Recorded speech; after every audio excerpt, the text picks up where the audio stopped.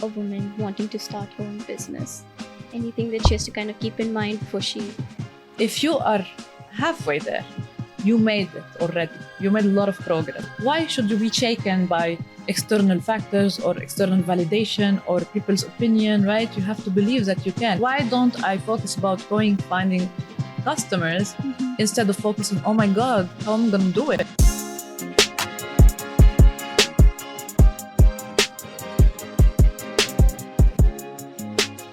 Let me tell you something that feels illegal to know.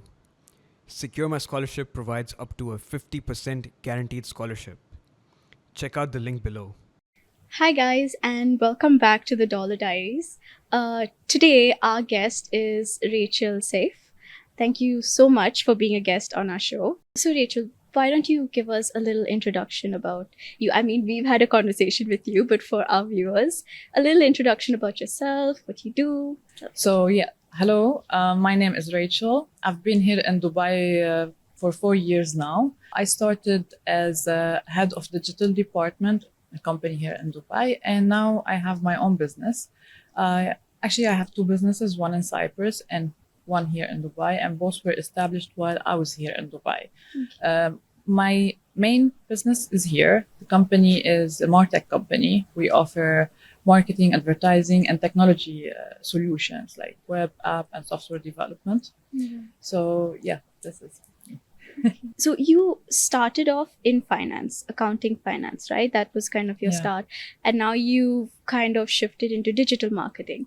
So what really sparked that kind of transition from?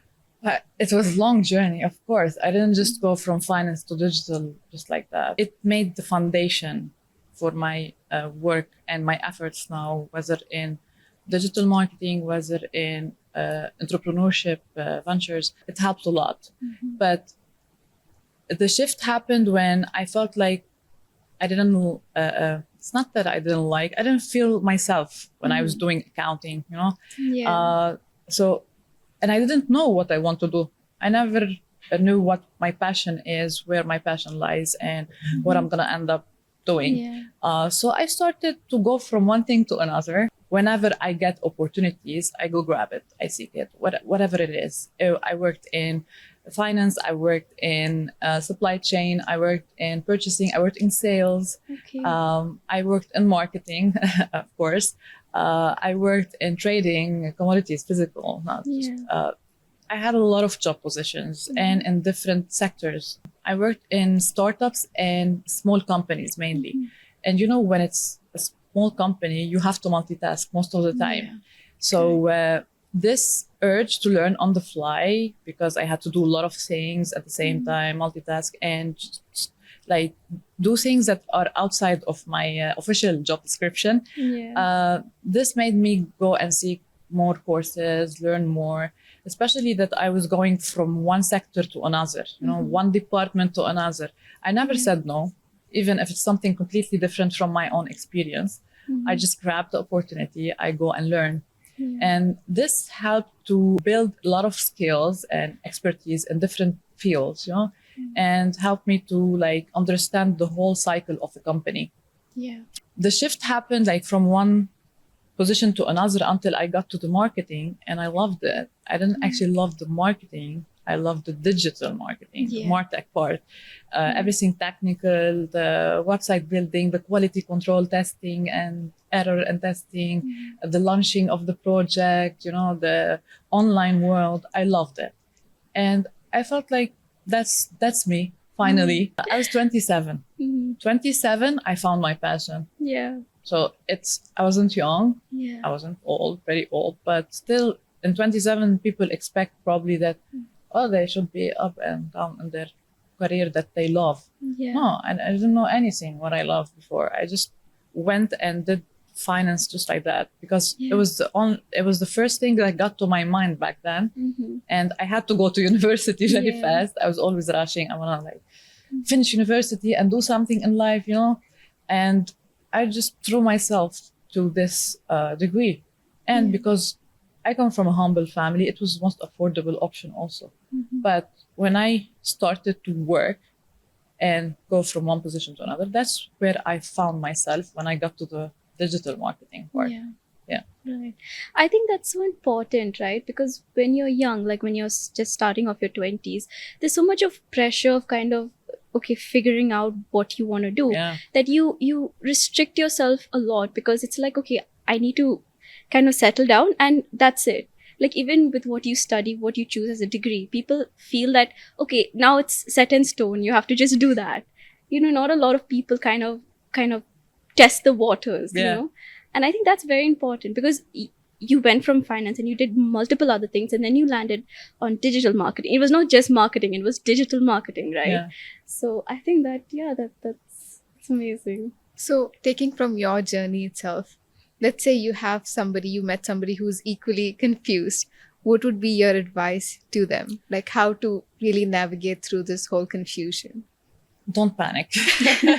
That's for sure, because when I was doing the finance degree, I knew it's not for me from the start. By the way, I didn't know what I want to do, but I knew it's not for me, the finance. But Yeah. also I know that this will help me somehow. This will definitely help me. Nothing go to waste. Believe me, you're gonna use it somehow in anything you do, especially if you want to open your own business later, right? So I thought, okay, fine, let me do this. I'll figure everything out later. I'm not in rush, like your age does not define what you have to do now. Like there is no certain age for everything in life, right? Yeah. Each has its own pace. So you could be at 50 and find something completely different that what you're doing and you like it more and you start doing it and you might excel in 2 years while others took 10 years. You might, so it's Absolutely. not about the age. It's not about the stage in your life because you're going to university. You have to know what you want to do now. Yeah. Just try to pick something that you think it might be most useful for you later. You might use a lot. It might help you somehow. Finance, definitely it helps. In everything you do, you need finance. Exactly. I do everything like from feasibilities, business plans. I understand numbers, which help me to manage my business effectively and efficiently, right? And manage my resources and take informed decisions. Even in marketing, you have numbers, you have figures, you have analytics, right? Yeah. So all this helped me somehow. And I know business and finance is something essential, right? Yeah. So don't panic. Life academy do not define your life. It's important. It's a good foundation, of course, but it does not define your life. What defines your life is your experiences, your real-time experiences. You implement what you learn. You go seek growth always. You grab any opportunity that comes your way until you find where your passion lies, right? So as long as you're determined, you're focused, you want to do something in your life and you work on it, you're going to find what you like and you're going to do it, whether you did accounting, whether you did marketing, whether you did engineering, it doesn't matter. People that are doing internship now in my company, they have this totally different majors from what they're doing now. They're doing internships in web development. They're so far from web development when they graduated, and now they're just learning web development and doing internships. And because they are working with expert people now, they're learning a lot. Yeah. Their degree, of course, it's important, but it's not everything. So Yeah. It's not the end of the world. no, but you're gonna use it. Yeah. Don't worry, and it's not gonna go to waste. Don't think, oh, I did this, I shouldn't have done that. No, it's all going somewhere. Yeah. Helps. You've had like a very wonderful journey where you could experience all the different sectors that you were interested in. But looking at it from an employer's perspective, do you think that was ever considered like a hindrance in your path where somebody looked at your CV and they're like, why is this person jumping so much? Yeah. Were there questions and how did you navigate through that?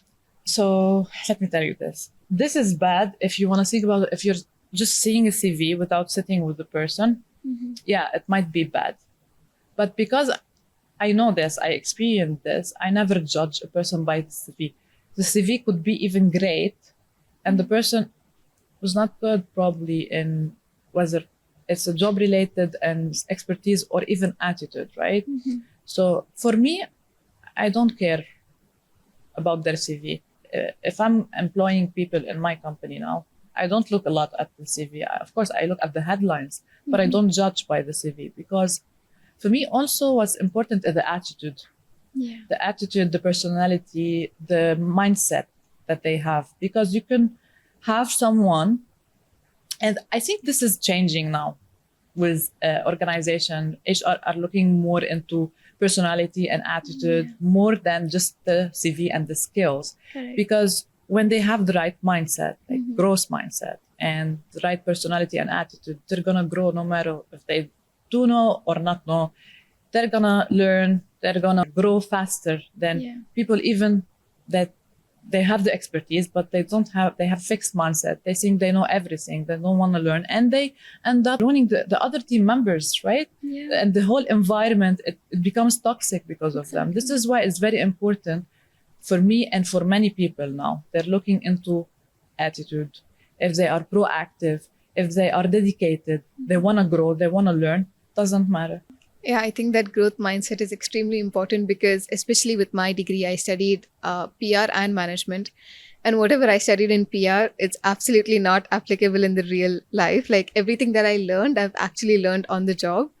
And like whenever I look back at my degree, I'm like, 3 years and it's absolutely, well, there were some bits that I probably did take forward, like maybe how to write a press release or the basic stuff. But when it comes to like the day-to-day activities that we do in PR, like there is nothing that was taught in university, which is why I'm like, why did I even pick that degree? And I should have been a little more careful over there. Maybe. Okay. Let me tell you something. For me, for example, now, I don't remember anything I took from university. This is why what I say, I didn't take anything. I'm not using it. I'm using the daily life experience, and which is mostly true, but not totally true. Why? Because you're doing this daily now, you think this is what taught you only. Yeah. Right? And you forgot about it. But if you remember what you took in university, you will notice that there are a lot of things that build the foundation, build the basics, right? If you go and try to do this job from scratch, there is a certain logic that you might struggle with if you don't have the degree from university, right? Yeah. Still, it's not everything, but it helps. Like anything you take as courses, university, maybe not the daily skills that you're doing, but at least the logic, at least the flow that you have in your mind, the basics. Right? It makes it easier. It doesn't mean that you have to do university to excel, no. But it makes it easier for you to take the first step, right? So this is important. Yeah, that's a good point. I think it did set the basics for me, so I know what to expect. Yes, Yeah. exactly. That's interesting. So from finance to your current personal branding, do you think there are some maybe key aspects that you carried throughout your life from your finance major? Maybe there was some skills or something that you think was extremely important. Of course, dealing with numbers and figures. Every day I deal with numbers and figures. To build my business, I did my own plan. I did the feasibility study. I did the business plan, which is very good because you save a lot of money, right? Yeah. So when you have the skills, you have the resources also that you might not need now, at least when you're a startup, you want to save money as much as possible, especially if you don't have a partner or funding, right? So it helped a lot, of course, because I took decisions based on numbers. I took decisions based on studies, right? And these studies I made myself. So of course it helped.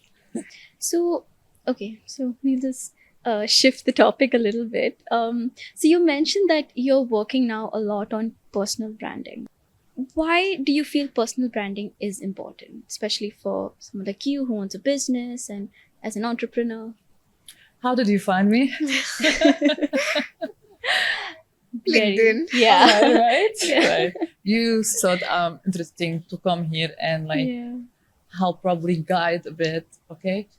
So this is how much is important. Exactly. It makes you visible, and it shows your expertise, your skills, your values, as long as you're authentic of what you're adding online, right? Yeah. But it shows when you're authentic and when you're not authentic. This is why also this is something very important to pay attention to. So it makes you noticeable. People notice you more.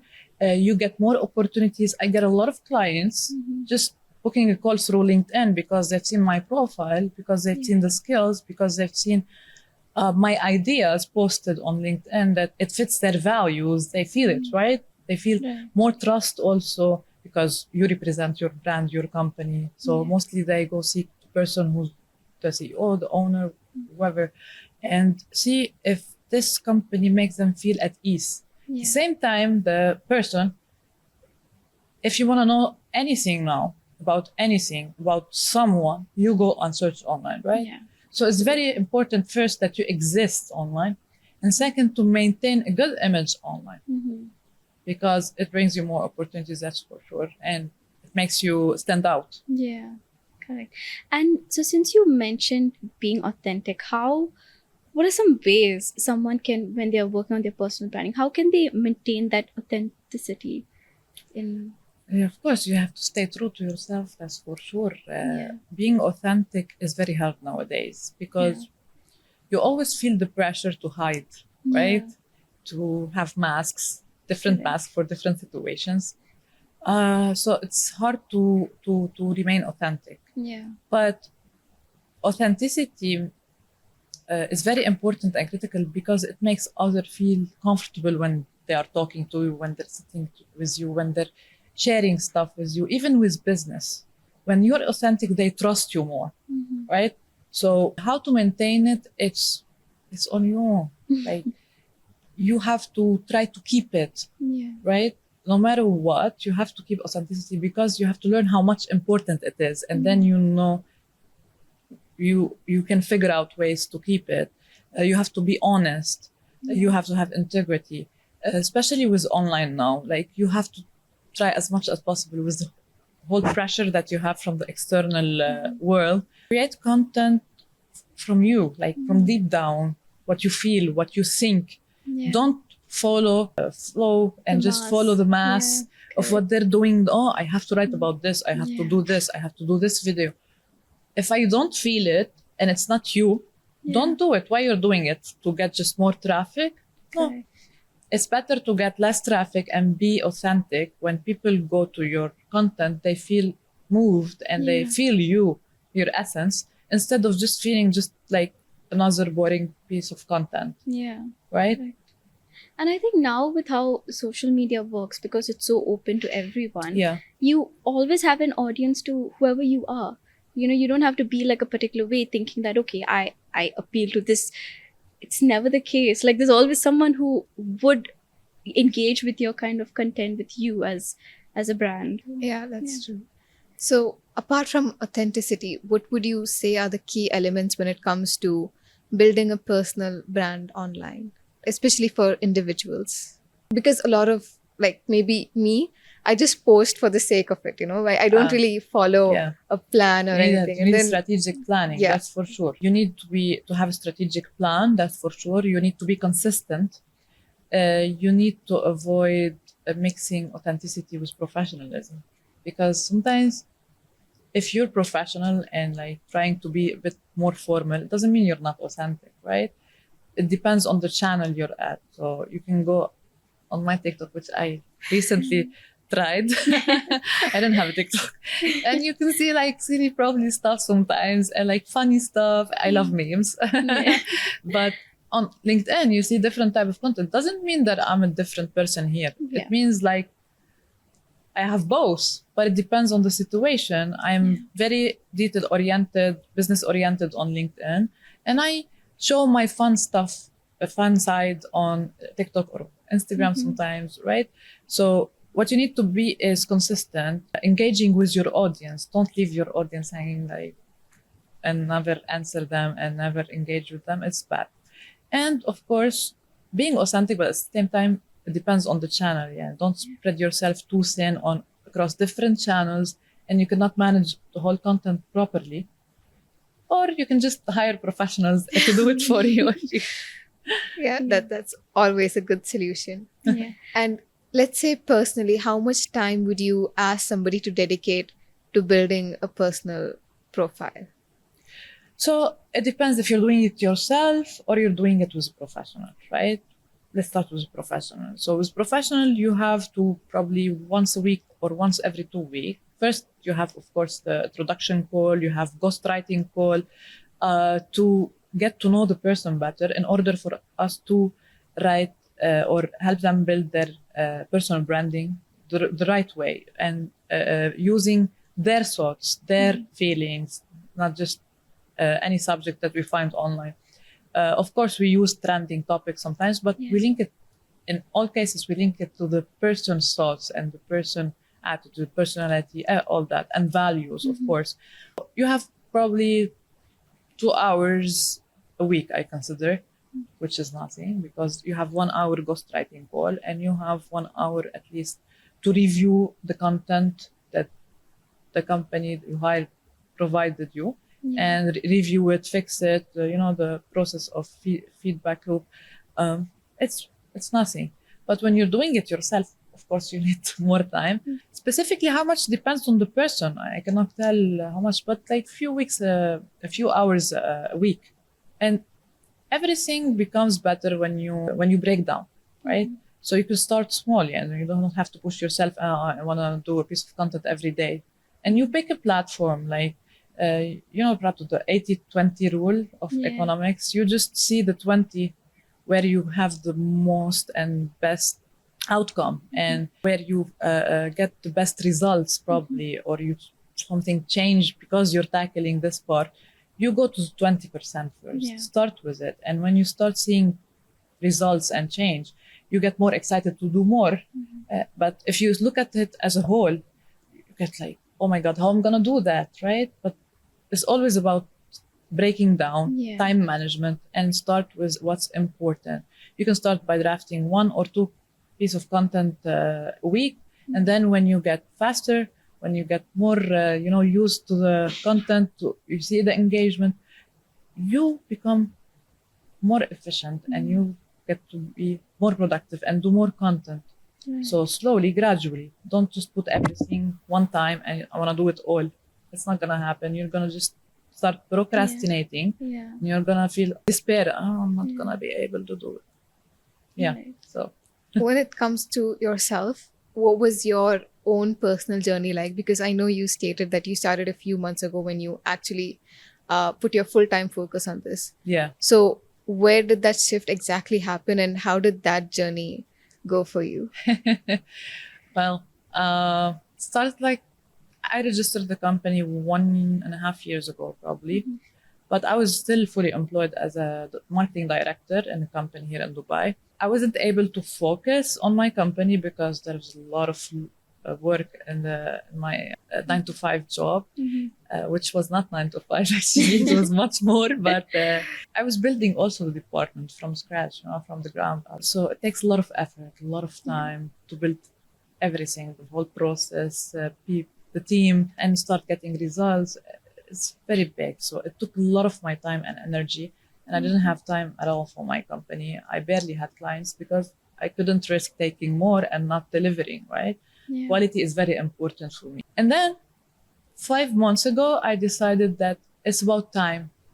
It's about time to focus on my own company, because if I can do a lot for others, why can't I do it for myself, right? It was a very risky decision, because I was just enduring something, big loss, it's money.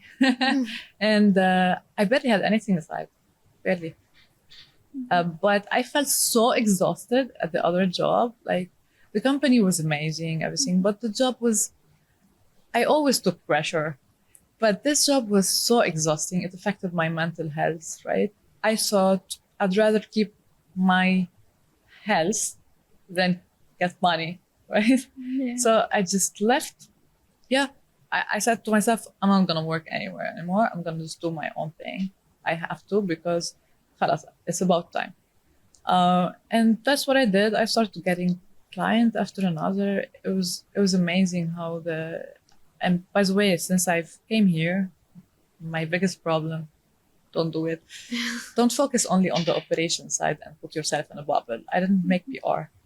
I didn't meet a lot of people since I've came here until like 6 months ago, probably. Yeah. I barely met people.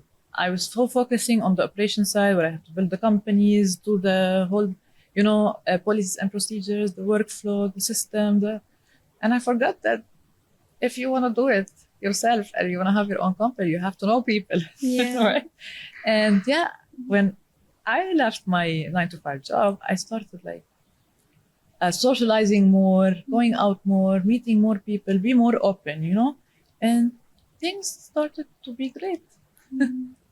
That's a very brave Yeah. decision. And when you mentioned networking, it just clicked in our head because Yeah. just before you walked in, we were talking about where do you actually meet people in Dubai? It's How do you yeah. network? How do you Yeah. network? This is the most place where you can meet people.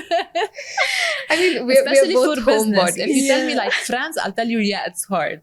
But for business, everywhere you meet, even when you go out for partying, you can meet people for a business. I had met clients like that, like because I always talk about my business. I love work, obviously, and wherever I go, I talk about my work. I talk about business. I talk about my services, my, and suddenly I sometimes get people interested in my services, even when I'm out for fun, right? And for meeting people for business, right? Yeah, Yeah. For business it's very easy. You have a lot of events, socializing events. You have a lot of conferences you can go to, especially when you are in a position where people would like your presence, because it's important for other people also to socialize with you, just like as it's important for you to socialize with others. I try to bring people from different sectors, from different positions to have this successful event. So sometimes they get into your inbox, just directly to your inbox. Okay, we have this conference, you're invited. So when you're deep in the business and you are, you have a good personal branding, that's for sure also, they come to you. Yeah. Really. And you start to think like, which one I want to go to, because it's a lot. Here in Dubai, it's a lot of events for socializing and making business and PR. So yeah, it's either you seek it, you can research. There are a lot, especially woman based, and women they focus more mainly on women. I have an event now, and on the 26th, by the way, it's also something related to women, and the event only for women, and it's about also socializing for business. You can research, you can start socializing with even like engaging more than socializing, because you're not there yet, you didn't meet the people probably. You can start engaging with them on LinkedIn or whatever. And when they notice you, it's easier for you to get there, Yeah. right? Okay, so since you mentioned a woman networking opportunity, let's shift our conversation a little bit on women in business. Now that you started your company, do you feel that Dubai UAE kind of offers women specifically opportunities to grow their businesses and start businesses? Do you feel they do something from their side as well?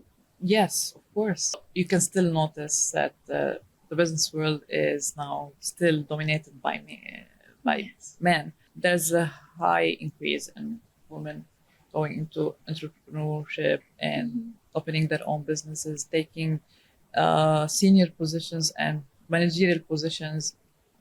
Yeah, it's increasing a lot, especially in the UAE. If you think about it as taking the Arab world and the Middle East, right? UAE is a perfect place. They offer more opportunities for women, that's for sure. Especially that you have a lot of organizations here in Dubai also that supports women, whether with funding. There's an organization called Womena, if you've heard about it. And you have the Women Business Council also. It provides opportunity for networking, to meet other people, other women also in business, to share your experiences, to find mentorship probably. So yeah, it's amazing. And are there any specific challenges that you have faced as a woman in business here, and how did you overcome them? There are a lot, of course, always. Not specifically here, I want to say. Here it's much better than everywhere else in the Middle East, that's for sure. But mainly in the Arab world, women have challenges, of course, in addition to the challenges the men have. Like men have challenges also, but we have additional challenges. The world is not used still some are used, but not everyone, are used to a woman um, managing Yeah. them, especially if they're men, you know? Right. Especially also if the woman is young. Yes. They're not used to taking orders, or I don't want to say orders, but if you're managing the department, you have to say, okay, look, please, can you do this? I want you to do this. And they feel offended Yeah. because, you know, men and their ego. Yeah. Not all of them. There are amazing men I've worked with, really. And they supported me all the way. And they knew I'm going to go places. Still have some men in mind I've worked with. And the moment I opened my company, one of them, I called him and I told him, look, you believed in me. And I'm telling you that I opened my own company. And I told him about, you know, my journey. And he was so happy for me. But some still, you have this challenge of proving yourself always, while your skills and your expertise and your results talk about you. You don't even have to prove, but you still have to prove Yeah. because you're a woman and they're not used to a woman getting great results or taking very big position in the company, or even just simply asking them to do something, right? This is a big challenge, but it's getting better, much Yeah. better, because as we are growing, men are growing too, right? Yeah. They're getting used to it more and Yeah. more. And some of them even, like, they are women advocate. They talk about supporting women. They encourage diversity, gender diversity. There are some companies that are very careful in picking genders because they want to make sure they have equality, right? Yeah. Even in the salaries, the pay, it's still, there is a gap, right? But it's getting much better. So, do you have any advice for a woman wanting to start her own business?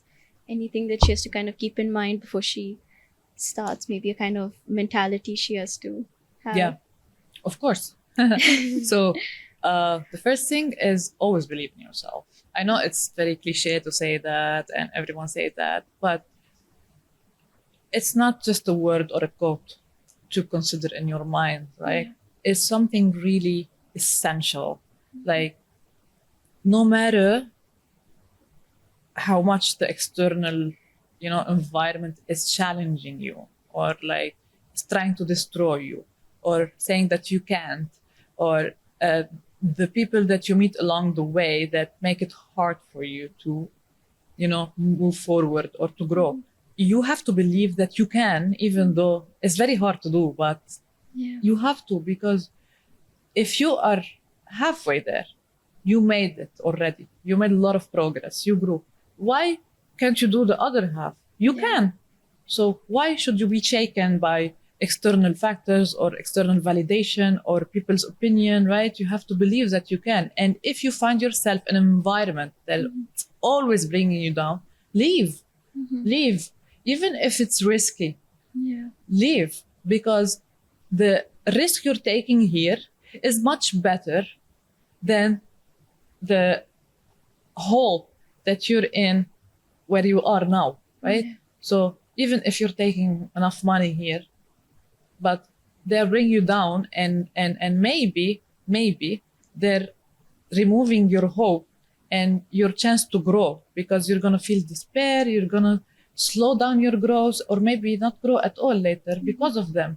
But when you leave, okay, took risk of probably not taking a fixed salary for some time, but at least you gained yourself, right? Yeah. And you kept this hope that someday you're gonna do much better than where you were, Yeah. right? That's quite interesting. And just finally, I wanted to understand. I know it must have been much easier for you because you come from a finance background. But when you're starting your own business, when it comes to finances, which is a tricky part, how would you maybe have a plan? You know, how much do you invest by yourself? When do you start looking for investors? Is there a safety net that you keep? And if at all it does not go all right, when do you call like it quits? Like, this is not going well. Well, I can, you can go by the book with me. I was like a different case when it comes to opening my business. You know, take the step to focus only on my business was very hard. So for me, it's I always find finding a partner or investment very critical, right? As we were already discussing before we started, it's like marrying someone, Yeah. right? If you marry the wrong person, it's a disaster for your whole family, the kids, if you got kids, for your future life. You get lost, confused, and everything is destroyed. Same with finding partner or investor. If it's the wrong decision, if you took the wrong decision with the wrong person, it's going to destroy your future company. It's going to destroy your growth. It's going to bring a lot of confusion, a lot of fights, a lot of stress. And this is not why you open a business. You open a business to have freedom later, to have your own decisions and make sure you inject your own values in your business. It might be you want to change something in society, in the world, in your own client's life, probably somehow. So it's very critical. This is why I never thought of it because I never needed it before. I had my own 9 to 5 job, which was paying for my investment when I first started. So, of course, I started 5 months ago with my company, but I registered the company 1.5 years ago. And we were working, I had employees back then, we were working on some technologies and platforms and things, preparing to get started effectively with the company because these were the base of our technology services part. So we had to work on it. And I was paying from my salary for this. Okay. So I invested alone in this until I decided to leave. It was a very risky decision, as I said, because I'm going to tell you now.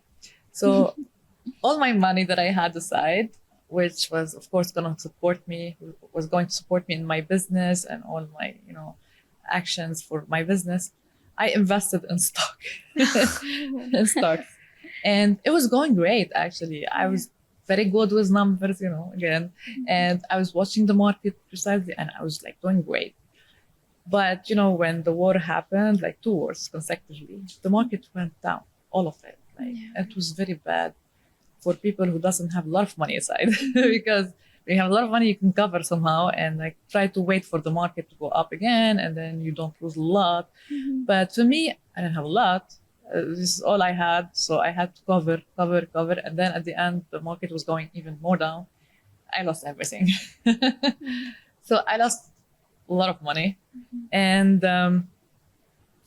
2 months after I lost all my money, I left my job and took the decision to start with my own company. I was like, it was crazy. Like my friends were like, "Are you crazy? You just lost money. Like, what are you gonna do?" Like, God will help me. I'm sure God will help me somehow. But I didn't want to lose myself and my, mental health and everything. And like, Max, what's gonna happen? Okay, fine. I'll deal with it, whatever. Because when you're used all your life to go through challenges, and you always manage to find a solution. And this is where you believe in yourself. And you believe in yourself, even if you're scared. So you're going to be scared. It's going to be scary transition if you're doing this way. But if you believe in yourself, you know that you're going to do it. Somehow you're going to find a solution. And in my head was, if I found 2-3 more customers, I'm going to be fine. So why don't I focus about finding customers instead of focusing, oh my God, how am I going to do it? Right? And grieve about my situation. So it was the urgency and the survival mode that went on. And I kept like running from one place to another, talking to the people that I already know. Look, I opened my own company, I have this, I have that. And because I'm not purely sales person, I'm an expert of what I'm doing and I know my business. I was able to bring customers because people felt comfortable talking to me because I explain a lot for the client. And I thank God we work with integrity and I am authentic. I believe I am authentic enough to make people feel comfortable and trust me, right? It's not the goal to make them trust me to get the business, but the goal is to be authentic in life. This is my goal. And being authentic helps me in getting client and made me get client very easily and very fast. In 5 months, I'm making profit already. Yeah, that's quite an inspiring journey, and I'm Yeah. sure Thank you. when people hear it, they'll, because a lot of us think about starting something, but it's that part of being brave where a lot of Yeah. us, is like we're comfortable, so taking that The leap comfort is zone, which yeah. I stayed a lot in Mhm. the comfort zone. This is why I took the decision very fast, because Yeah. I was so much in my comfort zone. I have my monthly salary coming by the end of the month. So I was okay, fine. But you're limiting yourself, Yeah. right? And because I endured this stress at the end with my job, I felt like I had to do it. Mhm. And because I panicked at first week, I started to submit my CV. And after a week, I was like, what am I doing? I have a company. Why am I not doing this? Why am I Yeah. going? Mhm. And the funny story is someone called me for an interview. I went and told them my client. Oh, that's amazing. That was like really fun. I went. I didn't say anything. I'm like, fine, I'm gonna come to the interview. And then when I went there, I was like, okay, look, I know you want someone like an employee, but I'm doing my own thing now. I have my company, but we can help you with this. Huh? And I managed to get them as a client, and it was amazing. That's But it doesn't mean that you don't have to have a plan. This is what Yeah. happened to me. Okay. And because I believe in myself and believe that I can do it, which also could be done with others if they really believe and they work for it. They just don't believe and sit and do nothing, right? They just have to work for it very hard. Yeah. But of course, it's good to have a plan, Mhm. to have a plan, to have money set aside, to have an investor if it's a good choice.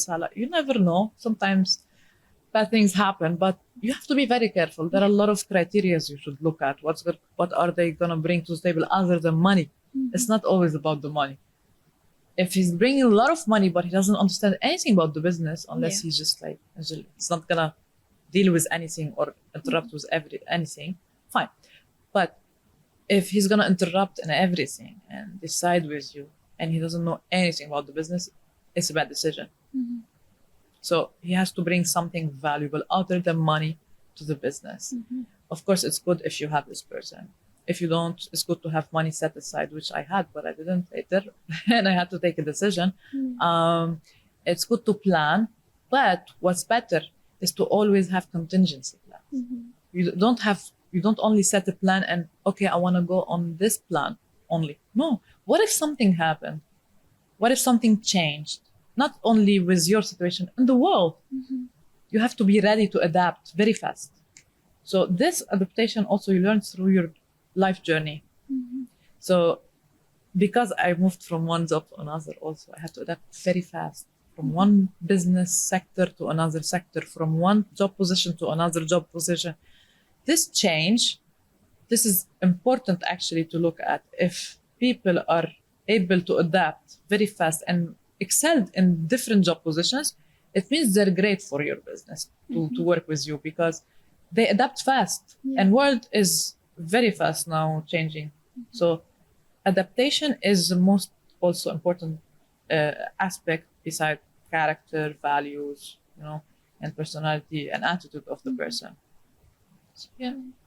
Yeah, that's lovely. And that sort of brings us to the end of this Yeah. conversation. It was so lovely to have you, Rachel. Thank you. And I'm sure everything that you said, it will impact, if not everybody, but somebody for sure.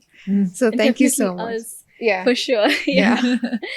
Yeah. So thank you, Rachel, so Thank you much guys for being on our having me. It was a podcast. pleasure meeting you, and I wish you all the luck and the hard work, not only luck. You can't only be lucky, you have to work hard for it and Absolutely. take the right decisions, hopefully. Yeah. Hopefully.